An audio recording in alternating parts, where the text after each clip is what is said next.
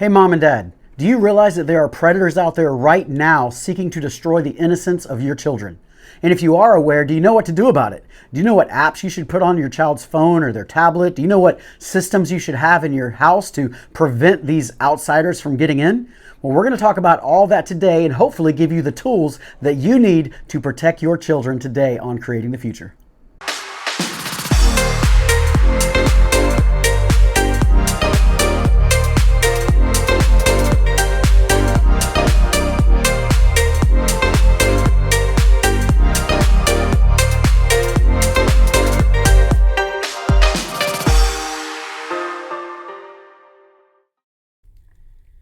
Hey, what's up, everybody? Welcome back to this edition of Creating the Future with me, Dr. Brent Simpson. We are going to have a great discussion today on safety and phones. I mean, how old should a child be when they get their phone for the first time? What kind of blockers and safety protection should you put on that phone? What are the dangers if you don't put anything on that phone? Because this is the show where we're diving into all kinds of stories and data and strategies and all kinds of things so that you can create the future. And in this case, create the future even better than you might without this kind of data, because I'm sitting here with Pastor Jeff Allen. He's our campus pastor at Brandon location, and Jiovanni Cintron. Gio's a YouTuber yourself. You got a great following on YouTube doing apologetics, but Gio is here because he is one of our main youth leaders. You deal with the teenagers all the time. You're always talking with them. You kind of know where Pastor Jeff's going to come in with data. You got like the hands-on skills of like you were not long ago probably trying to get away from those same security blockers that Jeff is going to be recommending. So I think this is going to be a great conversation today. I think it's going to be absolutely necessary for every parent of anybody, I would say 5 years old or older, because it's going to be very short after 5. They're going to start begging for a phone.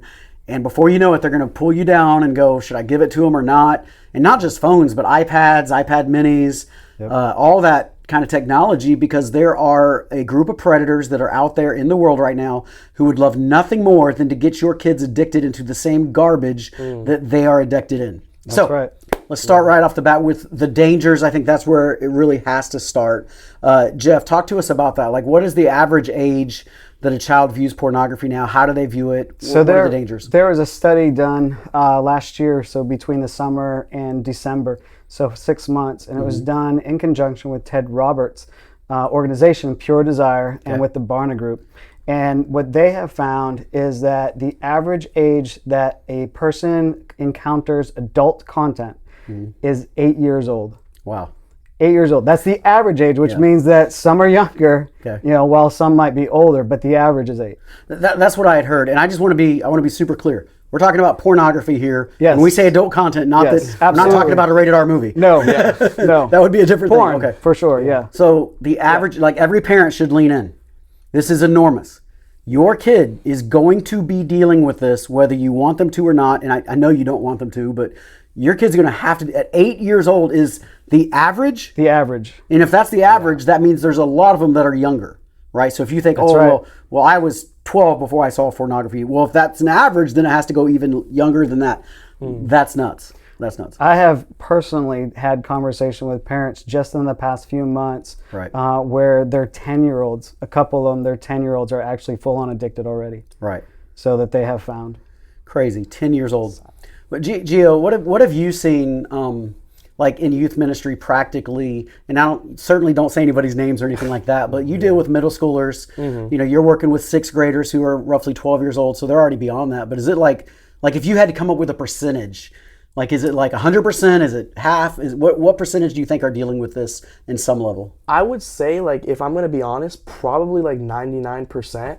That I talk to, friends, whatever the heck. And even outside, when I was in the public high school system, I had someone who came up to me and said, I was exposed that in kindergarten. So I'm like, oh my gosh, like you're basically, you just got out of being a toddler.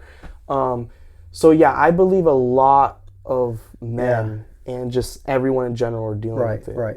And let's come back to that for a second with men and women. But I think that's really interesting because parents who are watching this, you know as well as I do, your child's probably not going to come to you and say, I stumbled across this and I'm watching this now. They're not going to. Right. Yeah. But inside of a safe zone, inside of a youth ministry, if I have a small group in the youth ministry, people like, Gio is going to be talking to them and they're going to be much more honest. And if he's saying that 99.9% of the 12-year-olds, these sixth graders and young adults, or young youth, I should say, are dealing with this, then parents, like, I don't know how to say this any more clearly, wake up and we got to do something about it. And as we just mentioned, is this only a male thing or is this also a female thing?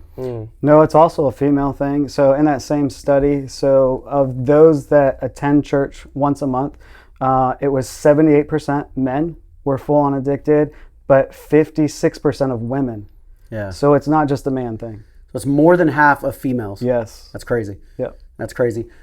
From my study, because I've studied this stuff too because of ministry and preaching on these subjects and stuff over the years, one of the things that has stood out to me that I thought was so dangerous is that boys watch pornography essentially to get off, right? It's exciting, it's whatever. It's a physical issue. Right, there's a physical issue, but the girls are watching pornography to learn how to please a guy later on. Which is nuts. So destructive. Yeah.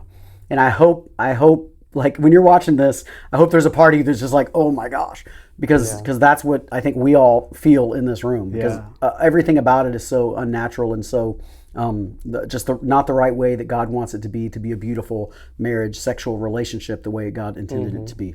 All right, so it's starting early. So let's now go here. So you're going to be, I have a 10-year-old at home. He's been begging for a phone for 2 years. And we're like, yeah, you're not even close. Like, give up on that.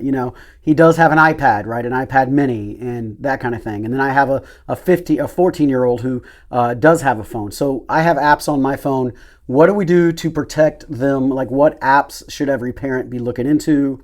Are they expensive? Like, when your child gets a phone, what apps should they be getting? So let me just answer the first that one question. Yeah, I think I asked two today. Is it expensive? So how much is your child's safety worth? I would ask that. Is how much is your child not being addicted for the rest of their life worth? Wow. So that's one side of it. So the other side of it is there are multiple apps that you can use that are very good. So apps like Bark, Canopy, for adults, so we use Covenant Eyes. So Covenant Eyes is a little different because it sends a notice to somebody that you would trust, so that would kind of tattletale on you. I would not suggest that one for kids, but I would suggest Bark or Canopy. Those are ones, even Aura, so those are ones that actually build walls. Bark in particular, I would lean you towards that one, because Bark does not just online, but it also will watch like texting, online gaming, so in chat, that kind of stuff. So, and anything that you could be, whether it be sexual or whether it be cyberbullying, if it would be violent, so you can set it to whatever you want it to set to, or all of them, and it will send you a notice that kind of stuff was brought up in their system. Yeah, that's really good. That's really good. So Bark is the one you most recommend. So we will put in the show notes if you want to look at all these. We'll send you to the websites for all these. You need to get at least one, maybe two. Do you recommend more than one, or is it just one enough? It depends on what you're looking for. Okay. So there are some that are better. So there are some that will actually guard your online presence entirely. So Bark takes care of a lot of the social media side of it, and then there are some others that will take care of just your online persona anyways. Content. Is it the same with, we're primarily talking about phones here, but is it the same thing with apps, or with iPads and tablets? It is. And even like MacBooks, things like that, like laptops, computer systems, you can download a lot of these apps. I know Bark for sure you can download on anything. And one thing I would say is, so I know some parents, so they put filters on their server at home or their router at home. If you have cell service, it bypasses all of that. Right. And so, around it, and that's why you want an app on the actual device. Okay. Well, let's come back to that in a second and talk about how we bypass it, right?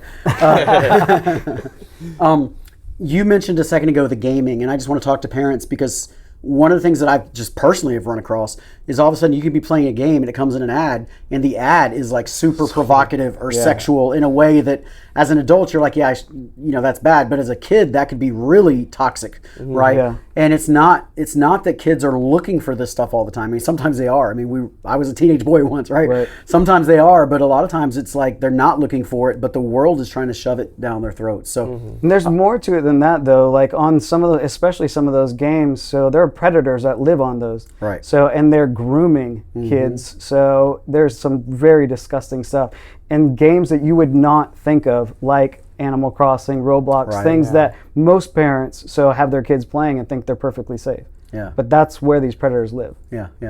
Wow. All right, so you get some blockers on your phone. You get Bark or Covenant Eyes or different things like that. We get it on our phone.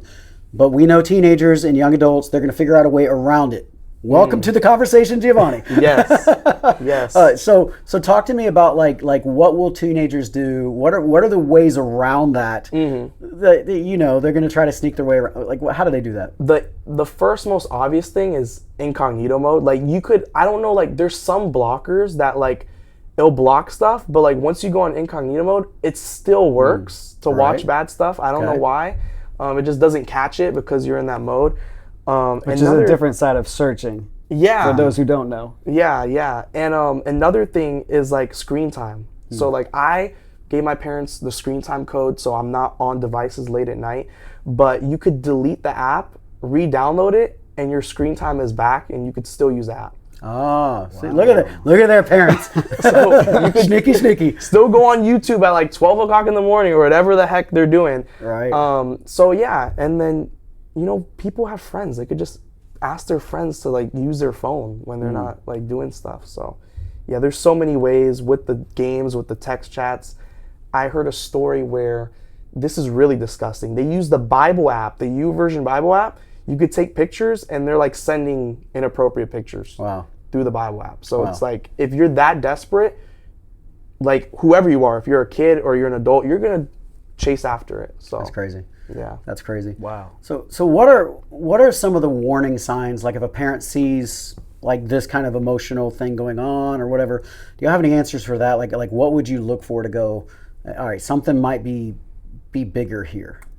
Well, with me, my mom knows. Like, she has discernment. So she's like just pause there. Holy Spirit discernment on moms might be the number one app you need right there. It's the app of the Holy Spirit. Definitely. Right? Yeah. So she could tell you like, Gio, like, why aren't you talking to us? Or like, you're always in the room. And like when I do get out, I'm like awkward. Like you could tell I'm awkward. Like I'm just not looking at people in the eye. Stuff like that. Or like when I'm communicating, it's very abrupt. Like I'm not explaining a lot. It depends on your child. So like you'll know if your child's acting different. Right. My mom knows me, so if like she's done that in the past. She's like, is something up? Yeah. Don't ignore those motherly intuitions, right? Yeah. Or just seeing like something's not right there, right? Yeah. And you kind of mentioned seclusion. That seems like that would be one, right? You want to seclude yourself in your bedroom or bathroom or whatever for long periods of time. Something might be up there, right? Okay. Jeff, you have any more you want to add? No, that isolation is dead on. So I think the one other thing that I would add is excessive daydreaming. So because they got to go somewhere. And so the question is, where are they going when they're daydreaming? And oftentimes it can be towards what they have been viewing. Wow. Okay. All right. So secondly, we got apps, but then you got some just what to me is obvious protective measures, right? So Elijah has his phone, but he knows it's got to be charged on my desk, not in his bedroom. He puts it like he'll put it. He's actually really good about it. Like even if he doesn't go to bed till 11, he'll put it on a desk because he his room's upstairs, my desk is downstairs, so he doesn't want to come back down. So he'll put it away at 8:30, 9 o'clock. And really smart, right? And so I think that's a key one that I would recommend for all parents. Like, absolutely, they don't need to be in the bedroom by themselves at night with their phone. Maybe not period with their phone in their bedrooms, but at least not charging it overnight. You agree with that? And what else? Absolutely. So they get them a dumb clock. They don't need a smartphone for for their clock, because that's the excuse that you get is I need a clock that has an alarm on it. Well, they make those. They've made them for decades. Get a rooster, right? We can go back to them, right? So yeah, that's the one thing. So and the same thing is in the bathroom. You know, they don't need them in the bathroom. You know, they're watching TV, so sitting on the toilet. I don't think so. Yeah. You know, they're watching something else. So you know, that's another one. I think those are probably primary. Yeah. So. Okay. Well, then let's switch gears now to what is probably my last. Go ahead. Passwords. Oh yeah. If you don't have your kid's password, that's trouble. Yes. And don't let them get away with the Face ID thing. So because even with Face ID, there's a passcode that you can put into it. And if you don't know your kid's passcode, that's a big deal. Yeah. All right, I'm going to let you address this so I don't have to. Well, what about my kid's privacy? Again, I would say that one is crazy. I would say this again. You know, what is the value of them not being addicted? Yeah, like that's really what this comes down to. You know, whether it be a cost to financially, or whether it be a cost to their privacy. Yeah, what is the value of them not becoming addicted? Yeah, your kids need some level of privacy as they grow up. That is important. But make no mistake, you do not want to give them privacy at the expense of a pornography addiction. Right. And those people are out there chasing them down. And so if you see that they want that privacy in that kind of isolation type level, I think that's a dangerous thing. The reality is, for like my family, all of us in our family have each other's passwords. So, and for us, it's actually all the same password. Yeah. And so, which makes it easy. So my girls can check my phone just as much as I can check their phone. That's very important. Yeah. And I think, like we were just talking about warning signs, if the child is like always hiding their phone from you. I mean, this might be blatantly obvious, but that would be a huge red flag for me. Yeah. If I can't pick up my child's phone and open it up and look at anything I want to look at any time, that's a red flag. And as far as the privacy, like I'll speak a little more boldly than Pastor Jeff was. If you bought the phone and you're paying for the phone, that phone belongs to you as a parent, not the child. Yeah. Same as anything else. It can be taken. It's a privilege to have, and it can be taken away from you. Yeah. Okay. All right, let's switch gears real fast and just say, at what age should a child be allowed to have a phone? And I don't think there's a perfect answer. It's not like 13 or 15 or 11 or whatever. I think we all would agree that it depends on the child. But what advice would you give to parents about that? Generally, what I tell parents is when they need it. So meaning this is when their schedule gets to be to a point when you're not with them all the time, or you're not with them at certain times because they're at other places. So then you might want to start considering to get it. Yeah. Generally, you don't see that until late middle school, and into high school usually though. Right. So it's later than what parents think. So it's not elementary. Yeah. My mom, she told me, she put a deadline. She said 16, but really her philosophy was like, when I have a car, when I'm driving places, and then when I have a job. But obviously that was different to different people. But I would say at least that kind of standard for some basic guideline. Yeah. Well, that's even good, because 16 would be really late for most people nowadays. Yeah. And I like the way you worded it, later than you think. Yeah. You want to push it as far back as you possibly can. Because once you open that door, it's really tough to close it afterwards. Okay. All right, let me end with one piece of advice, then I'll let you guys share if there's anything I didn't ask or whatever that you want to share. This was huge for us. We got this advice years ago, and we did it with our kids. Write up a contract whenever they get their phone. So literally in writing, and I know this is going to sound like overkill, but when you're going to give them a phone, write it out. This is your phone. Your phone is a privilege, and your phone can be taken away by da-da-da. And it's not just looking at bad stuff on your phone. It's also, being disobedient or making bad grades or whatever. Your phone is a privilege. And so it sounds silly, but by writing it down, all of a sudden we're all in agreement. At the bottom of it, they need to sign it. They need to put their name next to it. So we are all in agreement, so that when you make bad grades and you get your phone taken away, you're not going, "What? That's not fair." No, you knew from the beginning. This is the rule of the phone, right? Yeah. If you are looking at something inappropriate, if I can't take your phone and unlock it at any point and still look what you're looking at, like these are all things to be written into the contract that would say, I can take it away at any time, and we are in agreement to get the phone. Now, here's what's going to happen. Your kids are going to do anything and sign anything to get that phone, right? They will. So put it all in there right then. Make sure it's clear. They've read it. They've signed their name. And then in the moment that they're going, "That's not fair," pull out the contract. You signed it. Yep. Welcome to acting like an adult, because that's how it works, isn't it? That's exactly. So I think that was a huge thing with our kids. I think it's very important, and it just sets expectations so that the expectations not set by their friends, right? So and protect them that way. What else is there anything else you guys would want to add? I would say one of the things that I would say is if or when you come across something on their phone, respond to it. Don't react to it. That's really good. Because oftentimes when we react to it, it's an overreaction. And when you overreact, the next time they will shut down. Right. So then from that point on, everything will get hidden because they're filtering it through your reaction being over the top. Yeah. And so, it needs to be serious. You need to deal with it in a serious manner, but don't overreact. That's huge. So let me speak to everybody who's watching. What'll happen is, like even in counseling, like a pastoral counselor, people will only share with you up to your reaction. Yeah. As soon as you react, they're going to stop sharing. So it may be the hardest thing you'll ever do in your life, but if your child comes to you and they're like, I looked at something bad and I shouldn't have, do not react in the moment. Just put on a smiling face and be like, all right, we'll talk about it tomorrow. Be as calming and soothing as you can, because if you want them to always be honest with you, you cannot blow up. Like I'll speak directly to moms for a second, because men, we typically understand it better and understand the battle a little better. Moms tend to take it personally and offensively, and oh my gosh, my child has ruined their life. Don't overreact, or they're never going to share with you again about it. So just be really cautious, especially that first time.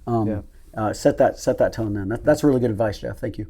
Yeah. You have anything else you want to add? I was going to say, just like Mr. Jeff said, like grace. Just grace. Also encourage your kids to have friends, like to go to church, youth group, whatever. Right. Have those friends, those youth leaders that they could look up to, that they'll share stuff with way easier than you, because depends on the relationship of the parent, but it's kind of weird when your mom or dad is the accountability partner, like, watch it again. So it's like, that's weird. So you want to encourage them to look past that. Yeah, that's so good.